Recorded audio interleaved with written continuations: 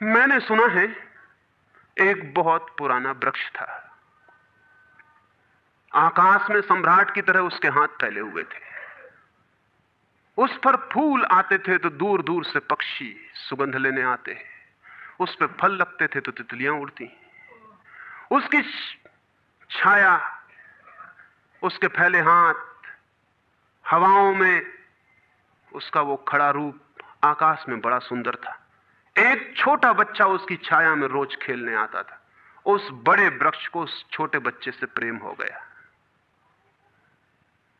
बड़ों को छोटों से प्रेम हो सकता है अगर बड़ों को पता ना हो कि हम बड़े हैं। वृक्ष को कोई पता नहीं था कि मैं बड़ा हूं। यह पता सिर्फ आदमी को होता है, इसलिए उसका प्रेम हो गया।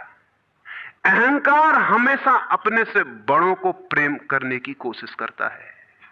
अहंकार हमेशा अपने से बड़ों से संबंध जोड़ता है।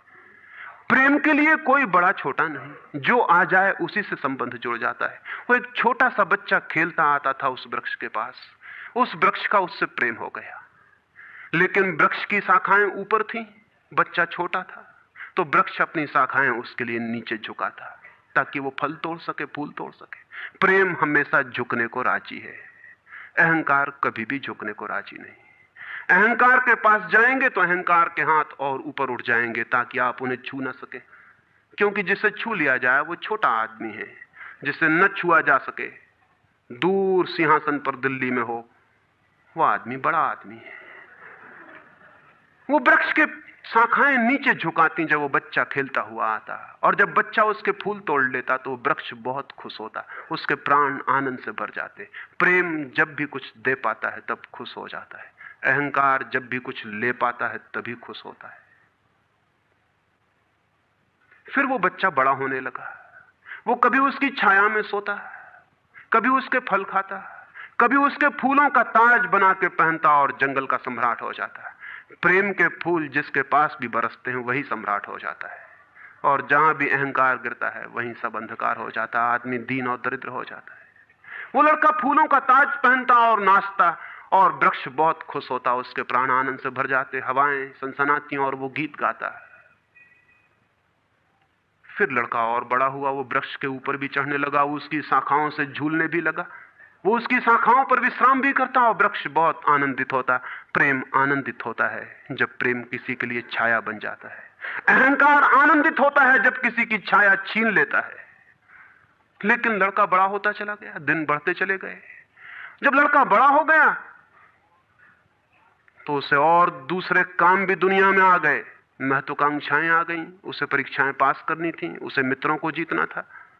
वो फिर कभी कभी आता, कभी नहीं भी आता, लेकिन वृक्ष उसकी प्रतीक्षा करता कि वो आए, वो आए। उसके सारे प्राण पुकारते कि आओ आओ। प्रेम निरंतर प्रतीक्षा करता है कि आओ आओ।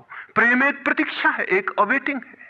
लेकिन वो कभी आता, कभी नहीं आता, तो वृक्ष उदास हो जाता है।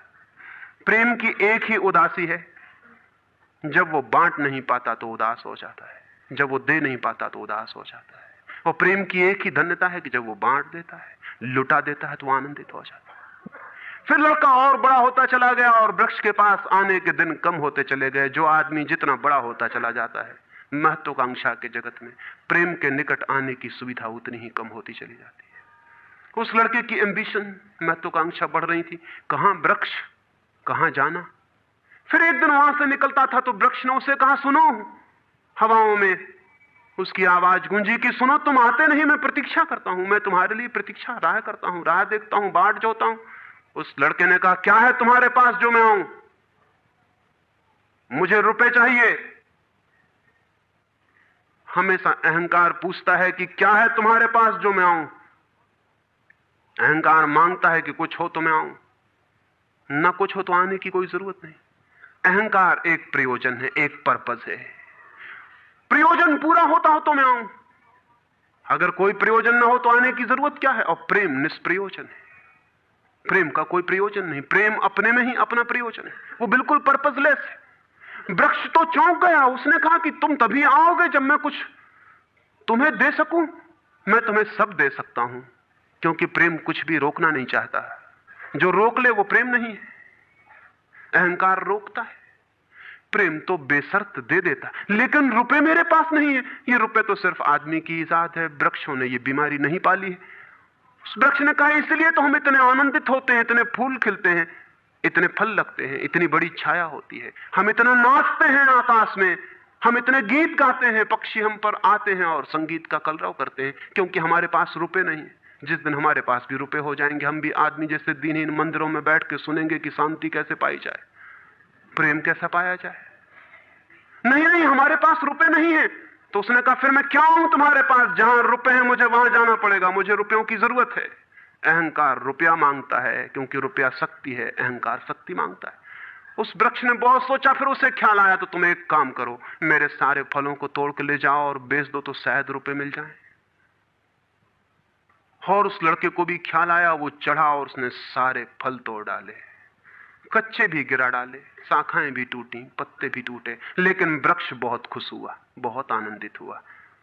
टूट के भी प्रेम आनंदित होता है, अहंकार पाके भी आनंदित नहीं होता, पाके भी दुखी होता है।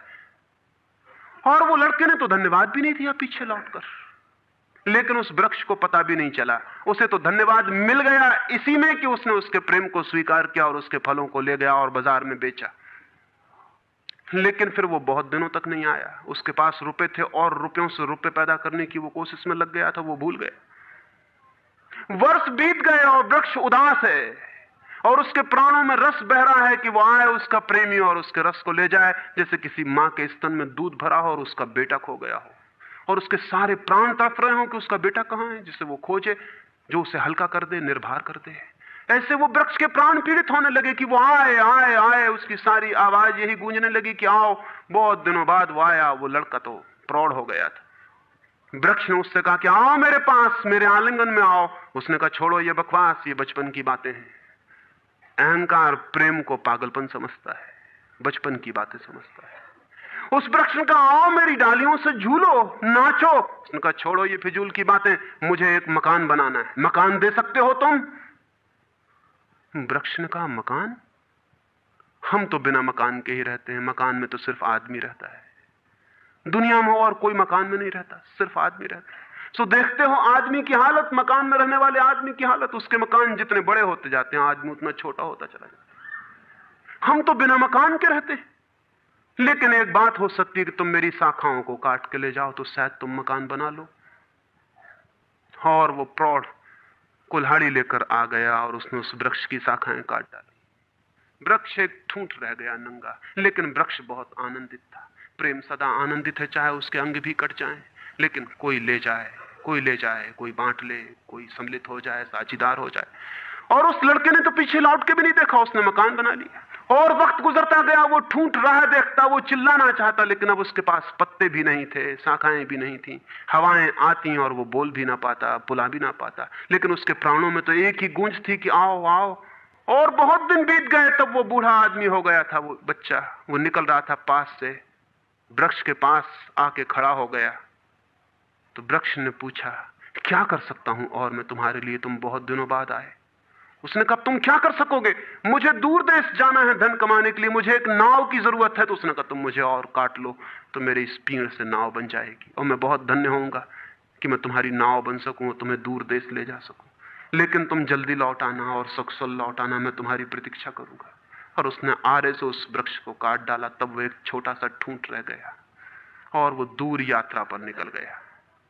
और वो ठूंठ भी प्रतीक्षा करता रहा कि वो आए आए, लेकिन अब उसके पास कुछ भी नहीं देने को। शायद वो नहीं आएगा, क्योंकि अहंकार वहीं आता है जहां कुछ पाने को है। अहंकार वहां नहीं जाता जहां कुछ पाने को नहीं। मैं उस ठूंठ के पास एक रात मेहमान हुआ था, तो वो ठूंठ मुझसे बोला कि वो मेरा मित्र अब तक नहीं आया और मुझे बड़ी पीड़ा होती है, कहीं नाव डूब ना गई हो, कहीं वो भटक ना गया हो, कहीं किसी दूसरे किनारे पर विदेश में कहीं भूल ना गया हो, कहीं वो डूब ना गया हो, कहीं वो समाप्त ना हो गया हो।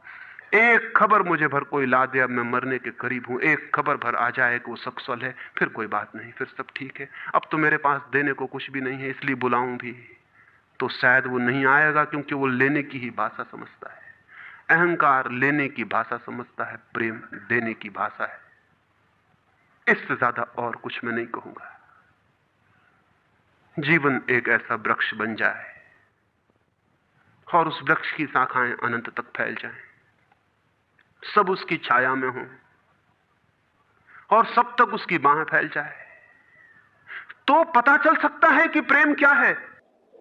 प्रेम का कोई शास्त्र नहीं है, न कोई परिभाषा है, न प्रेम का कोई सिद्धांत है।